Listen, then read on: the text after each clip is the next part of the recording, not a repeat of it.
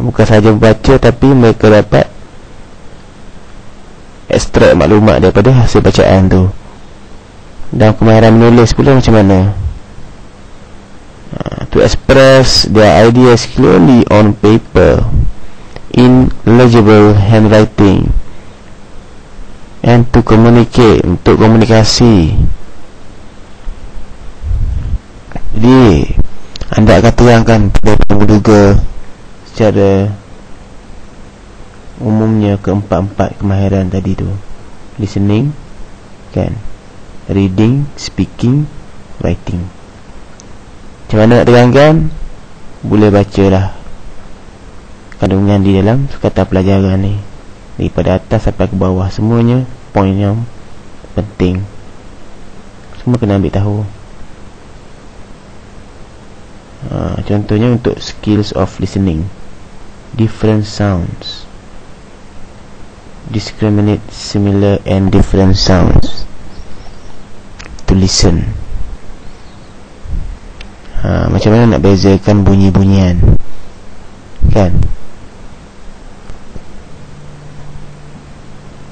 Macam mana pula untuk dengar dan juga untuk ulang balik dengan correct pronunciation, correct intonation, word stress in expression, phrases and sentences. Ni kena tahu. Pronunciation, intonation, word stress, vocabulary, the meanings of words and phrases in context. Ni sangat penting. Konteks. Apa bezanya tree nombor 3 dengan tree pokok?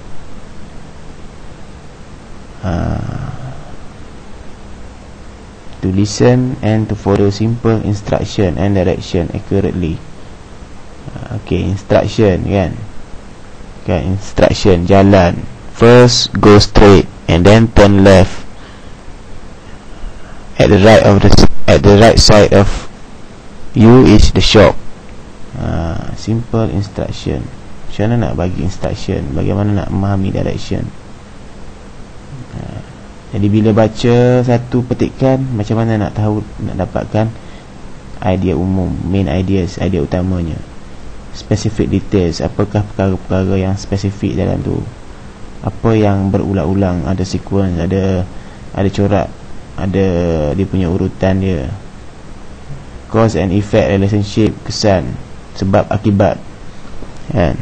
Sebab akibat, kan? Ingatkan dulu kita baca dalam satu paragraf tu, kan?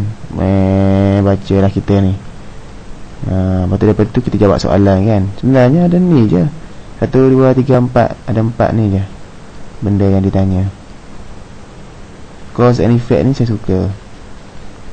Tapi cause and effect ni budak-budak kadang-kadang tu jarang pula dah suka nak faham. Kita kena sabar sikit lah. Cause and effect. Saya juga selain bersains, saya juga mengajar English kat sekolah. Okay. Listen to enjoy the rhythm, the rhyme, the rhythm, the rhyme and sounds of poetry, jazz, chants and song. Menyanyi, teknik apa, flamingo. Poetry, kan? Apa ni poetry? Nak menyanyi, kan? Apa salahnya, kan? Masa tu kita tunjukkan lah menyanyi Twinkle Twinkle Little Star ke, kan? Apa-apa lah menyanyi masa depan dah malu ke? Buat apa nak malu, kan? Ada satu lagu yang saya ingat ni, saya dulu masa mengajar year 2 tahun lepas, nak bagi ingat, bukan year 2, year 1, nak bagi ingat nombor. Macam mana? 1 little 2 little 3 little Indian, 4 little 5 little 6 little Indian, 7 little 8 little 9 little Indian, 10 little Indian boys. Dia ulang je nyanyi lagu tu. Habis bulan ingat dah. Siap pakai gitar lagi. Cikgu-cikgu lama tengok pun pelik, kan? Biasalah cikgu-cikgu baru, cikgu KPLI ke cikgu apa ke, kalau cikgu-cikgu baru ni dia kadang-kadang tu kita punya pendekatan kita tu beza sikit, tapi tak apalah. Ingat teknik flamingo, Okay, listen to and enjoy stories. Bercerita. Fables, tales of imagination, fantasy, and predict outcomes. Draw conclusion. Apakah outcome cerita tu? Apakah kesimpulan cerita tu?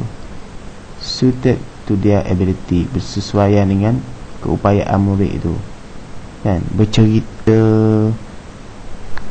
macam-macam.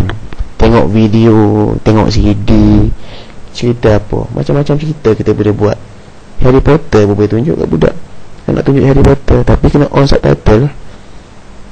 Okey, boleh baca sampai ke bawah. Kita ada lagi speaking skill. Okey, kemudian dalam language content kita ada sound system, kita ada grammar. Apa itu sound system? Kita latih murid itu supaya familiar dengan corak-corak, different pattern of sound, corak-corak bunyi,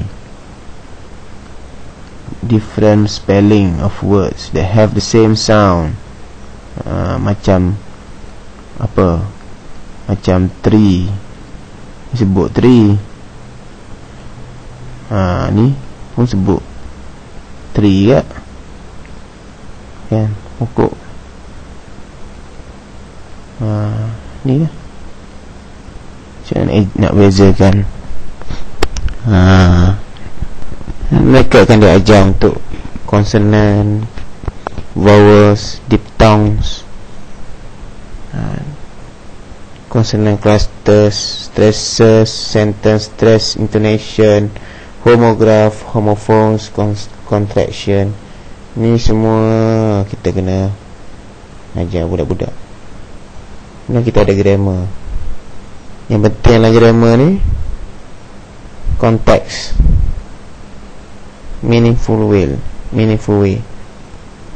in speech and in writing.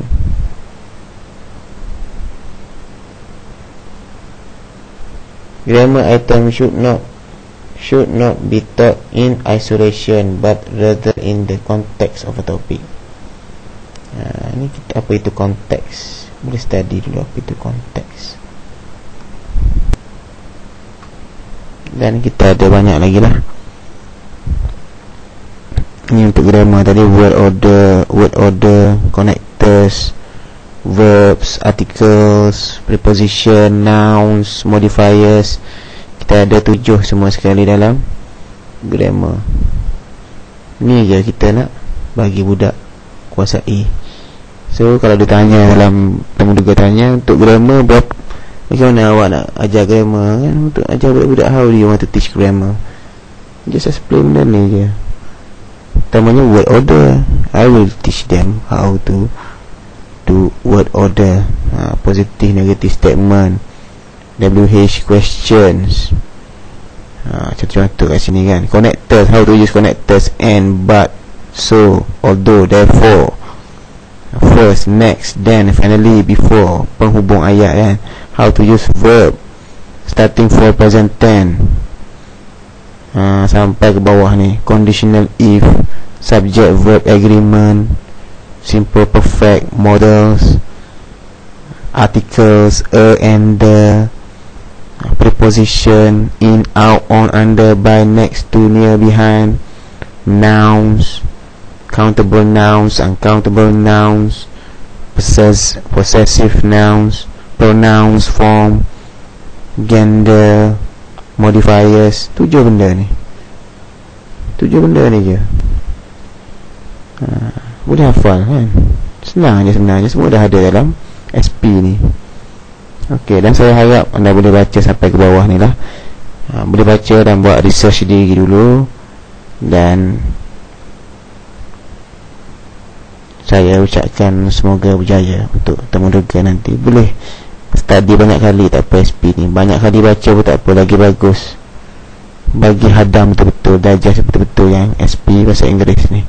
Okey, sekian, terima kasih. Sehingga berjumpa untuk tutorial seterusnya. Assalamualaikum.